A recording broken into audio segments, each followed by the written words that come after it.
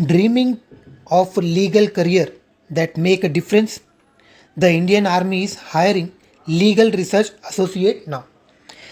There is an advertisement for engagement of a military law research associate in litigation wing of Indian Army.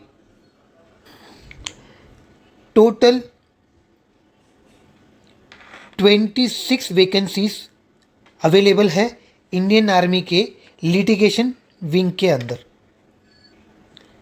Video के starting में आपको disclaimer दे दूं, total 26 vacancies है। Salary होगा 50,000 rupees और ये 6 month का कॉन्ट्रेक्चुअल बेसिस पे जॉब होगा। और अगर आपका परफॉर्मेंस सही रहेगा तो आपका कॉन्ट्रैक्ट को आगे कंटिन्यू किया जाएगा।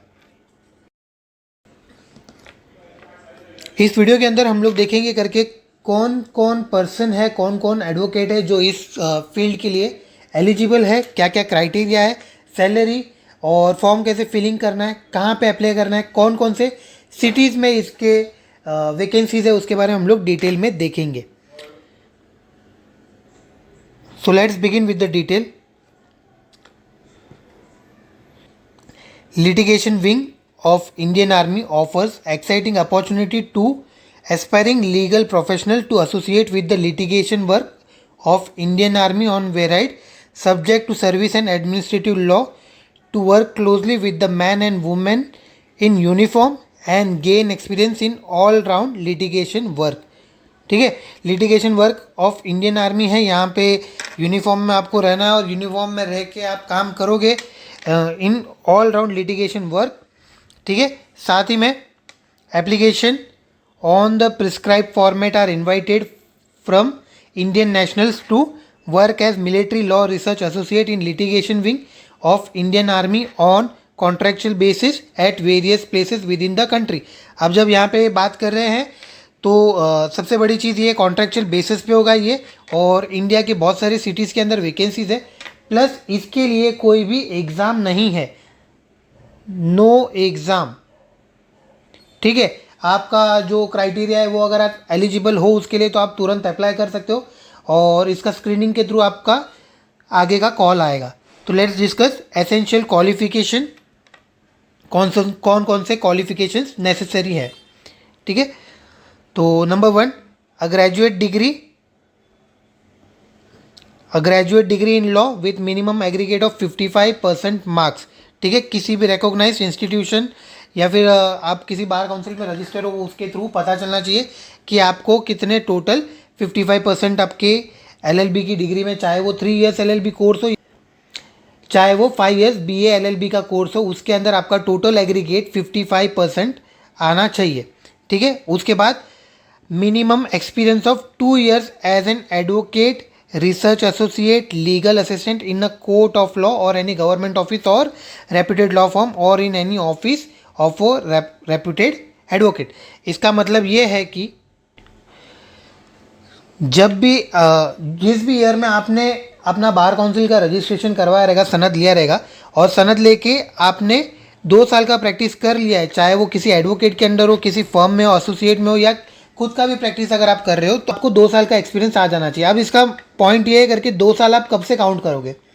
सो इमेजिन जिस भी दिन आपने अपना बार काउंसिल का सनद रजिस्टर किया होगा, जिस भी स्टेट में आपने रजिस्टर किया रहेगा, तो उस दिन से आपका 2 इयर्स काउंट किया जाएगा। ठीक है, साथ ही में एक बहुत इंपॉर्टेंट पार्ट कि आपने ऑल इंडिया बार काउंसिल का एग्ज़ाम भी क्लियर करना चाहिए। ठीक है, ये ऑल इंडिया बार काउंसिल का जो एग्ज़ाम है इसके लिए कोई टाइम पीरियड का उन्होंने स्पेसिफिकेशन नहीं दिया, लेकिन एक्सपीरियंस जो होगा वो आपका 2 साल का होगा।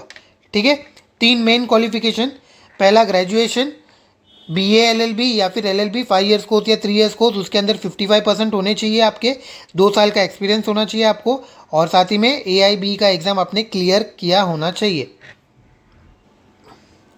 इसके बाद डिज़ायरेबल क्वालिफिकेशंस है जिसके अंदर पोस्ट ग्रेजुएशन डिग्री, अगर आपने किसी सब्जेक्ट में मास्टर्स किया होगा, या फिर आपको research and analytical skill, writing abilities including retrieval of desired information from various research engine processes such S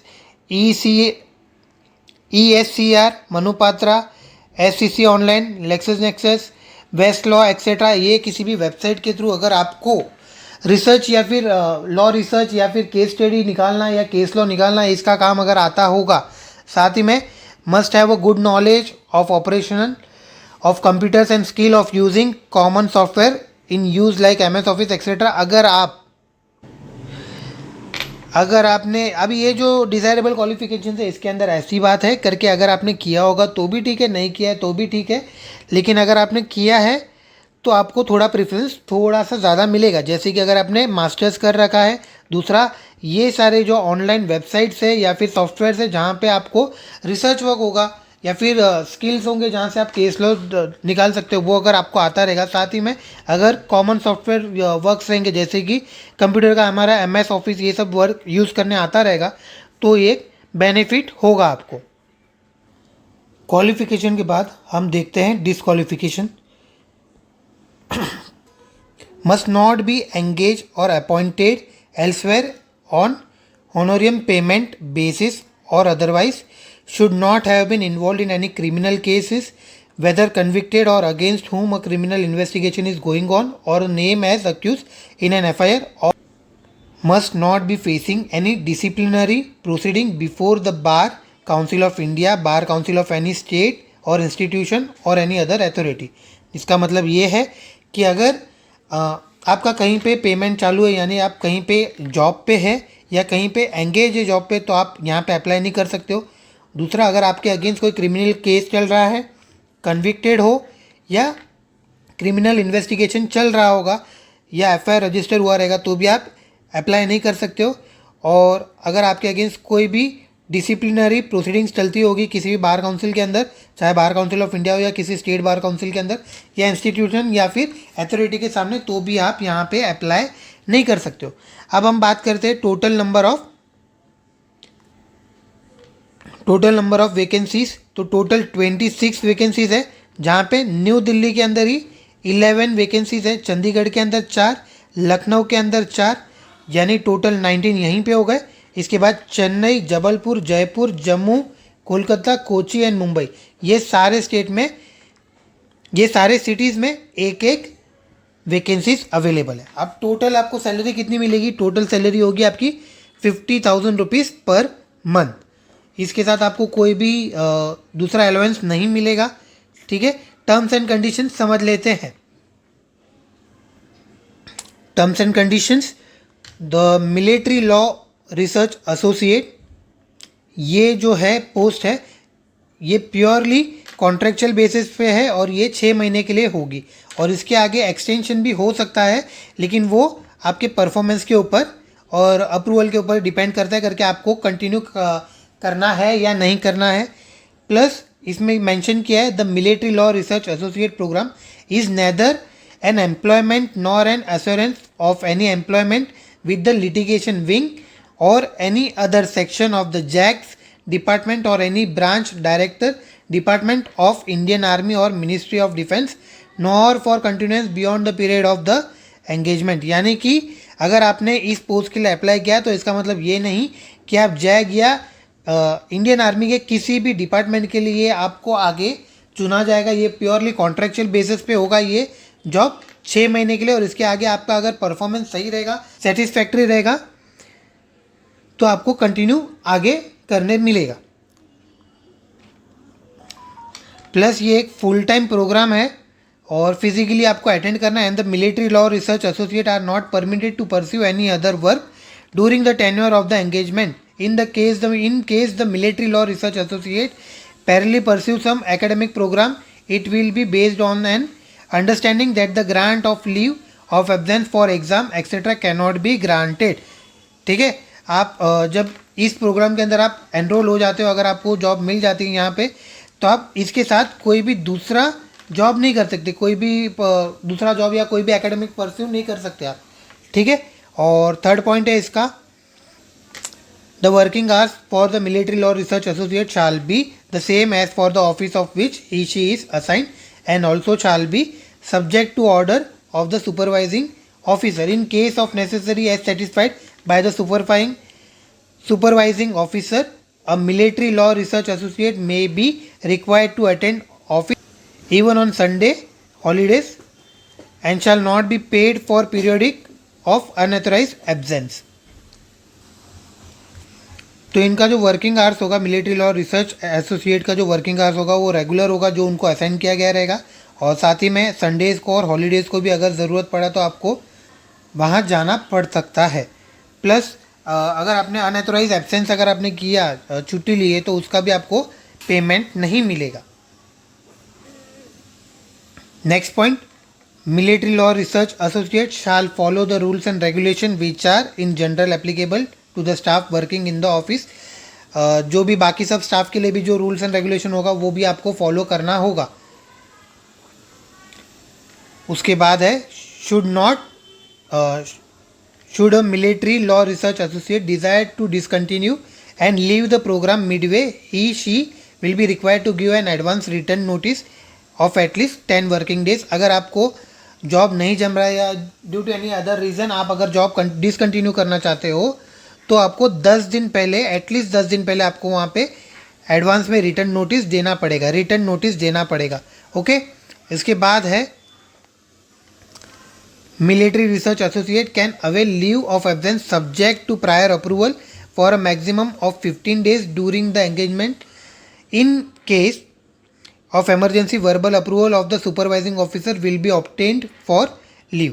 ठीक है, एक बहुत ही इंपॉर्टेंट पार्ट करके, अगर आपको छुट्टी चाहिए, अगर आप मिलिट्री लॉ रिसर्च एसोसिएट बन जाते हो और आपको अगर छुट्टी चाहिए तो प्रायर अप्रूवल चाहिए और मैक्सिमम 15 दिन का छुट्टी आपको मिल सकता है। Plus in case of emergency होगा अगर, तो वहाँ पे वर्बल अप्रूवल भी चलेगा, लेकिन वो वर्बल अप्रूवल आपको सुपरवाइजिंग ऑफिसर के पास से लेना पड़ेगा। कॉन्फिडेंशियलिटी के बारे में अगर हम बात करें, इसके बाद का पॉइंट है कॉन्फिडेंशियलिटी, जहाँ पे इन्होंने मेंशन किया है military law research associate shall follow the confidentiality protocol of the office where she is engaged in the general and shall not reveal to any person or organization any information relating to the organization, its work and policies. Candidates selected for the program shall be required to sign a non-disclosure agreement prior to commencement of the assignment. Any document filed noting letter, single or copy thereof shall not be permitted to be taken by the military law research associate outside the section office premises without written permission. Any breach of confidentiality may result in a legal consequences, including but not limited to the offence under the Official Secret Act 1923 as applicable। यानी कि जब भी आपका अगर job यहाँ पे start होता है तो एक नॉन डिस्क्लोजर एग्रीमेंट आपको साइन करना पड़ेगा, और आप यहाँ से कोई भी फाइल, लेटर, सिग्नल, कॉपी कुछ भी विदाउट परमिशन आप बाहर नहीं लेके जा सकते, और परमिशन भी विदाउट रिटर्न परमिशन। और इन केस अगर आपने ब्रीच किया है कोई भी ऐसा रूल तो आपके अगेंस्ट लीगल एक्शन लिया जाएगा। ठीक है, इसके साथ में नेक्स्ट पॉइंट आता है, इसके बाद आता है discipline, cyber and info security policies. यानी कि अगर आप अपने पास कोई smartphone, smart digital device office के अंदर आप लेके जा रहे हो तो आपको स्पेसिफिक रिटर्न सेंक्शन लेना पड़ेगा सुपरवाइजिंग ऑफिसर के पास से। यानी अगर आपके पास एक फ़ोन है, एक चार्जर है, एक स्मार्ट वॉच है, या एक एक्स्ट्रा केबल भी अगर आपके पास होगा, या कुछ भी ऐसा डिवाइस होगा, स्मार्ट डिवाइस, तो वो भी अगर आपको लेके जाना होगा अंदर, तो उसके लिए आपको सुपरवाइजिंग ऑफिसर का परमिशन लेना पड़ेगा, specific return sanction of the supervising officer करके, यस कि ये पर्सन ये चीज़ लेके आ सकता है। ठीक है, नेक्स्ट पॉइंट है the military law research associate will follow the instruction given to them by supervising officer regarding representation to the third party. अगर आपने किसी को भी ऑफरिंग किया है रेंडरिंग लीगल एडवाइस या फिर any kind of employee personal is strictly prohibited, अगर आपने ऐसा कुछ कोई भी इंफॉर्मेशन शेयर कर दिया और उसके बारे में पता चल गया तो violation shall lead to immediate terminate from the program, आपको तुरंत वहाँ से टर्मिनेट कर दिया जाएगा अगर आपने कोई भी ब्रीच ऑफ लॉ किया तो। इसके साथ ही में एक बहुत ही प्रेस्टिजियस चीज़ यहाँ पे सामने आ रही है, वो है dress and uniform. Military law research associate will have to adhere to the dress code formal black trouser and white shirt with tie and a black coat with formal shoes with lace to be worn. No slippers, sandals, open to footwear will be allowed. Female associate may alternately dress in a black, white salwar suit and saris, ठीक है। And last point इसका ये है, being a purely contractual assignment the engagement of the military law research associate can be terminated at any stage before the expiry of the term without notice. अगर आपका काम सही नहीं लगा या कुछ भी ऐसा चांस बनता है जिसकी वजह से अगर उनको लगता है करके आपको नहीं रखना चाहिए, तो वो आपको विदाउट नोटिस भी टर्मिनेट कर सकते हैं। अब सिलेक्शन का प्रोसीजर क्या है, बहुत ही इंपॉर्टेंट पार्ट है, ठीक है। अगर आपने वीडियो यहाँ तक देखा है तो चैनल को सब्सक्राइब ज़रूर करिए, अपने दोस्तों को भी बताइए। हमारे चैनल पे हम legal notes, law quiz and government job के बारे में डिस्कस करते हैं। तो लेट्स स्टार्ट। सिलेक्शन प्रोसीजर कैसा है, बहुत ही ईजी है, इसके लिए कोई भी एग्ज़ाम नहीं होगा। तो एक बार समझ लेते हैं करके सिलेक्शन प्रोसीजर कैसे काम करने वाला है। The candidate will be selected based on the 2-stage selection program, preliminary screening and virtual interview. The respective legal cell in coordination with the litigation section will arrange for a virtual interview of the candidate for the legal cell, ठीक है। मतलब सबसे पहले क्या होगा कि आपको preliminary screening होगा आपका, और उसके बाद आपका वर्चुअल इंटरव्यू होगा। अभी इसके अंदर क्या होगा कि आपको जो एप्लीकेशन करना होगा ना, जब आप एप्लीकेशन करोगे तो वहाँ पे आपको 2 रीट सबमिट करने होंगे, मतलब 2 रीट ड्राफ्ट देना है आपको रिट पिटीशन के, ठीक है। एप्लीकेशन प्रोसीजर समझ लेते हैं हम लोग, तो उसके अंदर हम क्लियर कर लेंगे।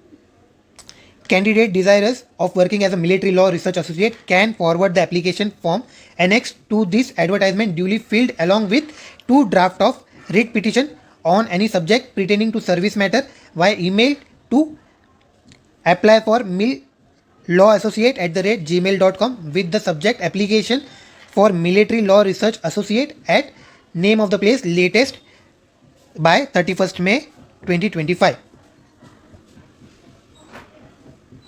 यानी कि अगर आप इस पोजीशन के लिए अप्लाई करना चाहते हैं तो आपको एप्लीकेशन फॉर्म भरना पड़ेगा, जिसके अंदर आपको टोटल 2 रिट पिटीशन ड्राफ्ट करके देना है सर्विस मैटर के रिलेटेड, और आप इस ईमेल आईडी के ऊपर उसको फॉरवर्ड करेंगे। फॉरवर्ड करने के समय सब्जेक्ट में आपको लिखना है application for military law research associate at जो भी प्लेस यानी जो भी सिटीज ऊपर मेंशन की थी वो सिटी का नाम आप लिख दीजिए। और ये जो मेल है या फिर ये जो एप्लीकेशन है वो आप 31 मई 2025 के पहले आपको करना होगा। लास्ट डेट एप्लीकेशन का क्या होगा, 31 मई 2025। और अगर कोई भी आपको क्वेरी होगी तो उसके लिए आप इस नंबर पे कांटेक्ट कर सकते हैं। चलिए आगे बढ़ते हैं।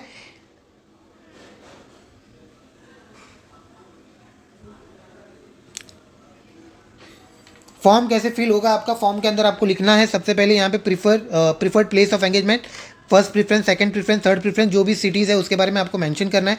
Name of the candidate, father mother guardian name, gender, date of birth, enrolment number, AIB passing date, current profession क्या है आपका, परमानेंट एड्रेस क्या है आपका, डिस्ट्रिक्ट, स्टेट, करस्पॉन्डेंस एड्रेस उसके बारे में डिटेल में देना है। बाद में state, mobile number, email address ये आपको देना। अब ये जो पार्ट है यहाँ पे एग्जामिनेशन वाला जो पार्ट है, यहाँ पे आपका जो एग्जामिनेशन क्वालिफिकेशन के अंदर 10th से लेके आपका जो भी लास्ट एजुकेशन रहेगा वहाँ तक का आपको सारे डिटेल्स यहाँ पे क्लियरली ऐड करने हैं। 10th, 11th, 12th, ग्रेजुएशन का जो भी रहेगा आपका, अगर LLM किया है तो LLM।